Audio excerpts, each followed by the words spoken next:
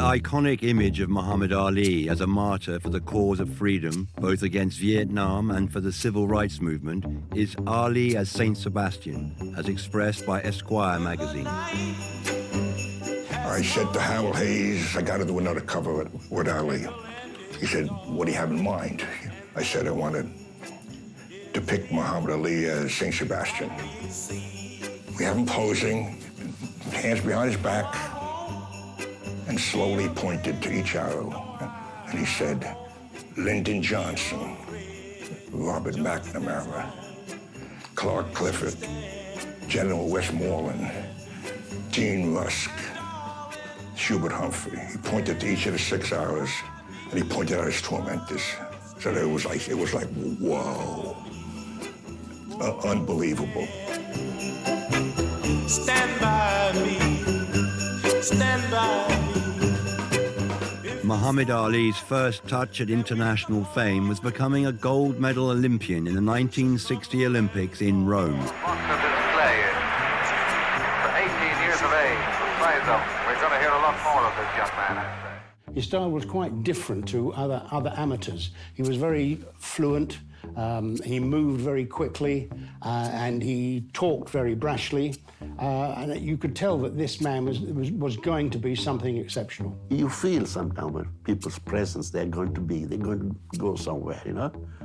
You're looking through your lens, you can feel these people are going to be big one day, you know? He was already the golden boy of the 1960s. His amateur record was 100 wins with only 5 losses.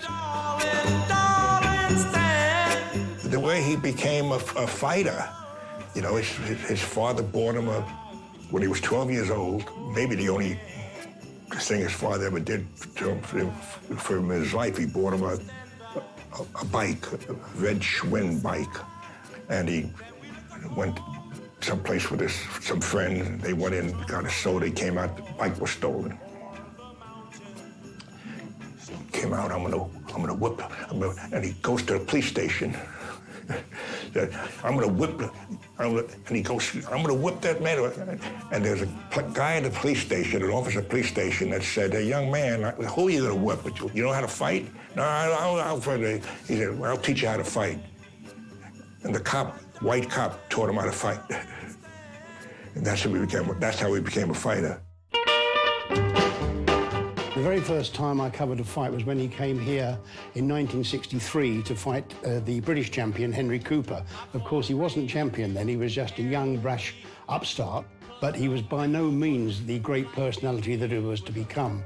When Cooper knocked him down with that famous left hook, Henry's hammer they called it, in the 4th round, and everyone thought then there was going to be a tremendous upset.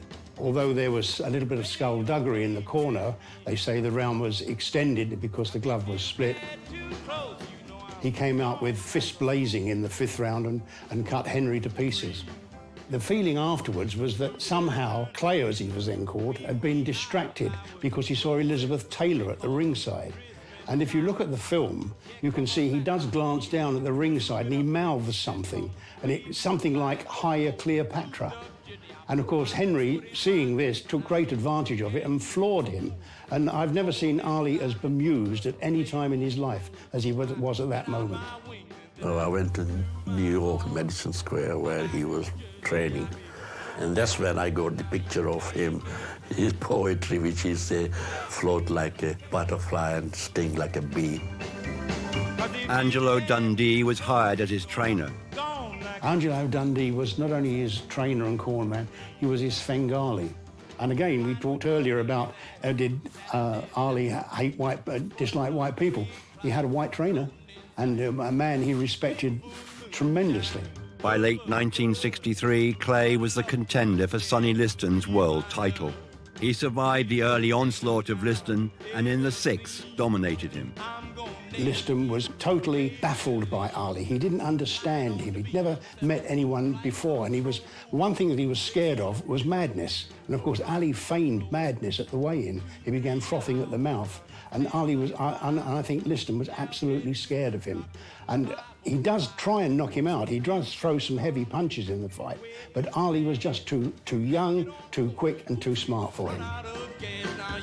After the declaration of Clay as world heavyweight champion, he ran to the ringside press and shouted, "Eat your words." Cassius Clay had won the world title, and then he changed his name to Muhammad Ali. The name change and the fact that he had joined the Nation of Islam caused a further furore. Mother, mother, there's too many of you to cry. Brother, brother, brother. Ali's return fight against Liston lasted less than 2 minutes. Liston was even older and even more tired, and Ali won with what they call the phantom punch, which is a corkscrewing right hand, which a lot of people said they didn't see, but in fact it did land. It was a glancing blow. Liston was on the floor and he was looking up at this screaming dervish dancing above him, and he thought, to hell with this. I'm not going to get up and take a lot of punishment. Thank you and good night. War is not the answer. Ali's second defense of the world title was to be against Floyd Patterson. Patterson had made comments about his religion. Floyd, really sweet young guy, but he listened to other people. He wouldn't call Muhammad Ali. He kept calling him Cassius Clay, his slave name. And Muhammad said, "I'm going to kill him."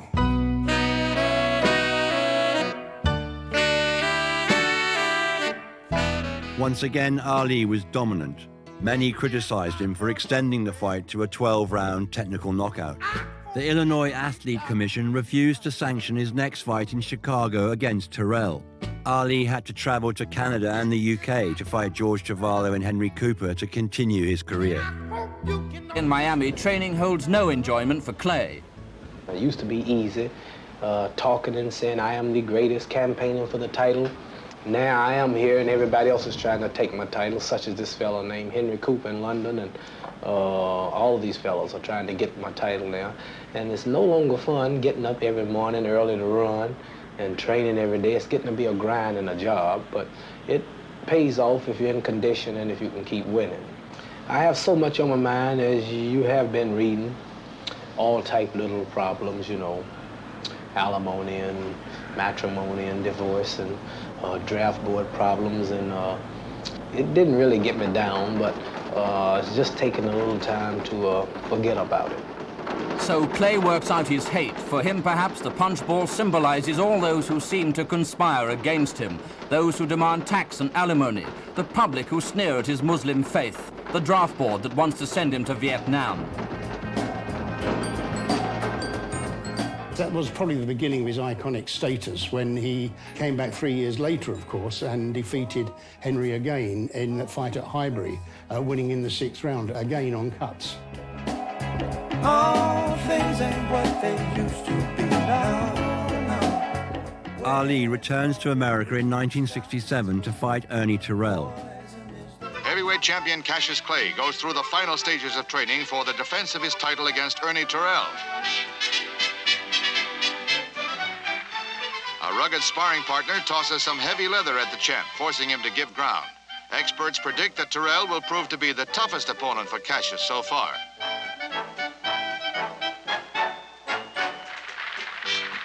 Clay's draft board says he could be drafted in February. 2 appeals for deferment have already been turned down.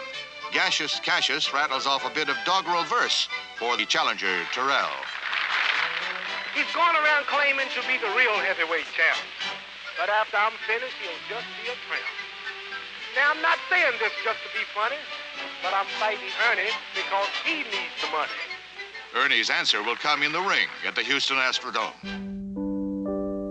Ali taunted and punished him for calling him Clay. Like a bird on wire. You my enemy. My enemies are white people, not Viet Congs or Chinese or Japanese. In a midnight choir, I have tried. That's all. Just no comment on boxing, religion, induction. No comments on the weather or nothing. For the press? What do you have to say right now? No comments on the press. All I have to say is no comment. Due to his change of religion, one of the 2 boxing associations had stripped Ali of his title. Ali was also reclassified by the draft board. which meant he would have to go to Vietnam. Ali stated that he would not fight against the Vietnamese.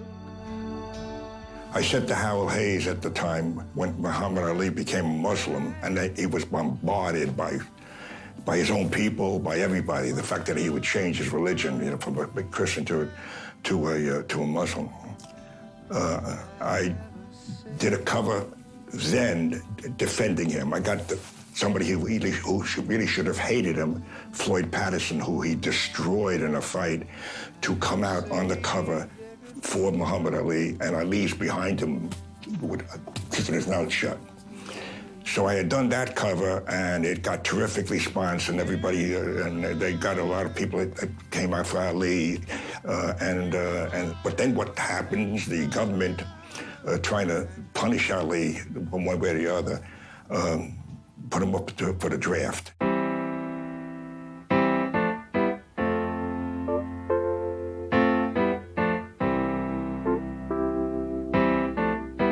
Ali said, of course, he wouldn't fight in Vietnam because I have no quarrel with them Viet Cong. And he pointed out that the money that he was paying in taxes would pay for any number of bullets and tanks and armories, etc. So why should he fight for something he didn't believe in? He refused to step forward. He was sentenced to 5 years in jail. They stripped his title. While he was waiting for the Supreme Court to decide his case, he spent his time going to colleges, talked all over the country.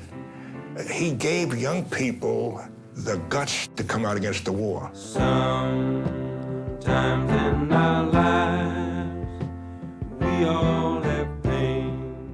I suppose that was a testimony to his own personality and to the fact that I think the government realized the amount of anti-Vietnam War feeling there was around, and that Ali had become a symbol of this.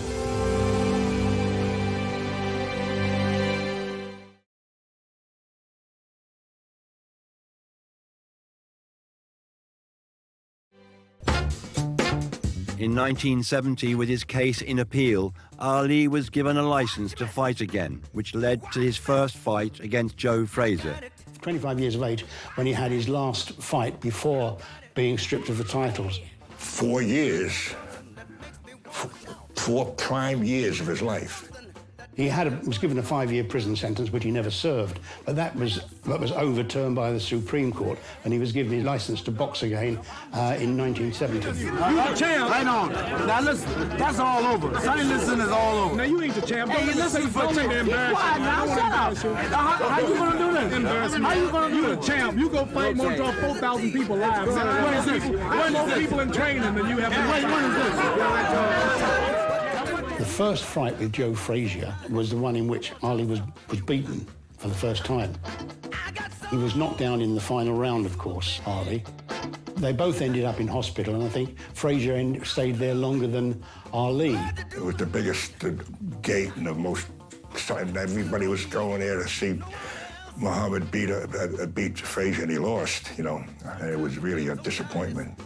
You got to understand that it was getting late in Muhammad's career. He had missed those years in his prime. The second fight was not for the title, and that was a 12-round fight, which Ali won on points.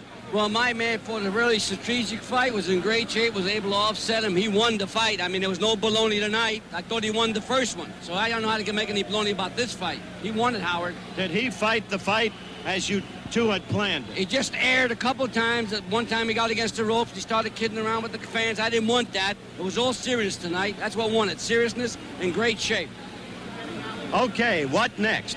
You really want Foreman? Oh, sure, he wants Foreman. Anytime Foreman wants him. He's not looking for Foreman. Foreman's got to be looking for him. He's the man. Got to pay back. Revenge. The Rumble in the Jungle. It was the most bizarre, unusual, extraordinary experience I've ever encountered in 50 years of covering major international sport.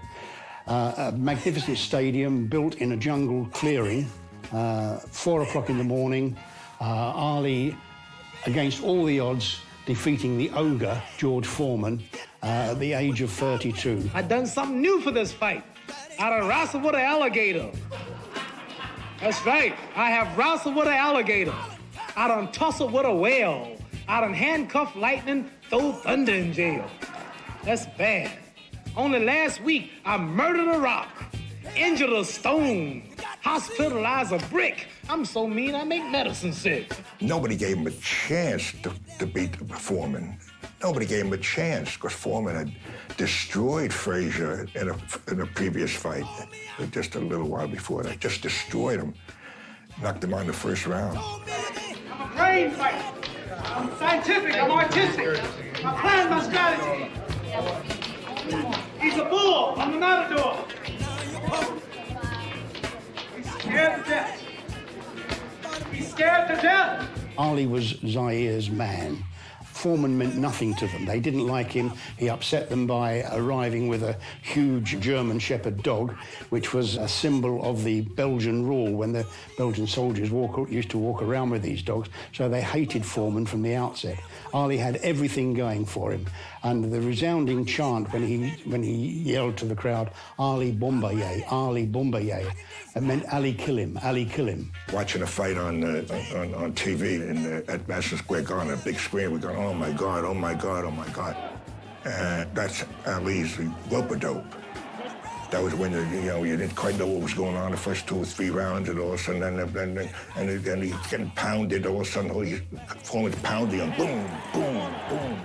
But Dundee read the fight absolutely right. He said that Foreman was slow.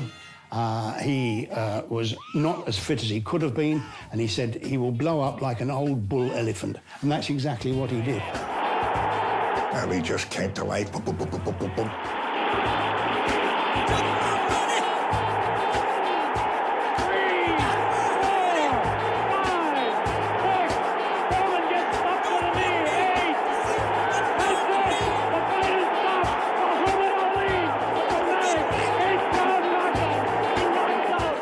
Knocked him out in about 20 seconds. Boom, boom, boom, boom, boom. Oh my God, we went crazy. I mean, the guard would. I was with Guy. We went nuts. It was the most exciting thing I've ever seen in sports. Almost as soon as that punch had landed and Ali had been declared champion again, the rains came down. There was an amazing tropical electric storm which washed away virtually everything at the ringside, as if the heavens had opened and declared him champion.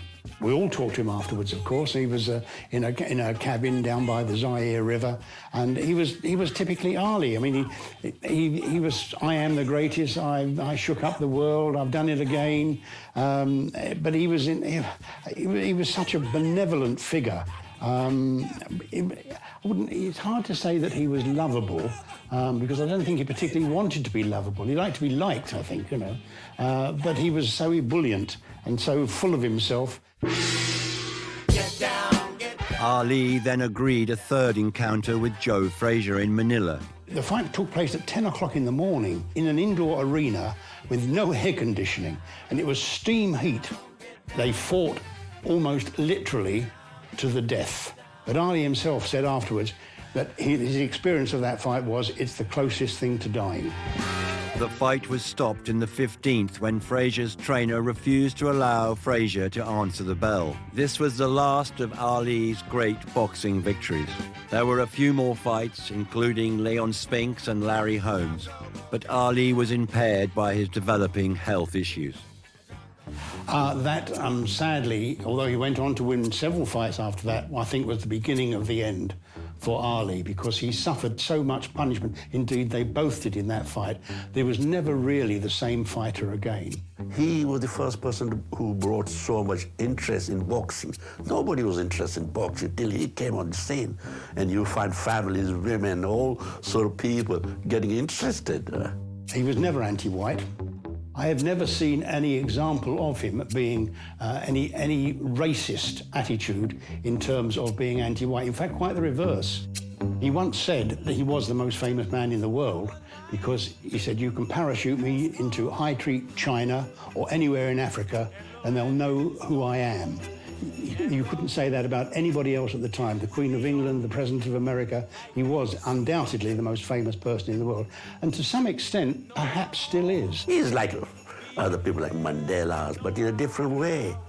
coming from a background of boxing and to be able to do that, it is quite amazing if you think of it, you know. I mean, he's the worldwide ambassador of courage and conviction, you know. Ali reinvented himself, I suppose, as an icon because he captivated the young by his loquacity, by his oratory, going around speaking at universities and talking to students. And gradually they warmed to him and they realized that there was a lot of truth in what he was saying. And you know how he was full of life, and you know he was sort of almost cheeky and arrogant in a way, but he was in the nicest possible way. And throughout the world, he was the most famous person in the world. He really was. You know, he kids around and says that. But I said, Muhammad, you're right. In every culture, you can go to the outback in Australia, they knew him. Everybody knew him. All races, religions, all the poorest people in the world, the richest people. There was so much to admire, you know. Oh, stand by me. Oh, stand down. Stand by me. Stand by me. And darling, darling, stand by me. Oh, stand by me. Oh, stand by me.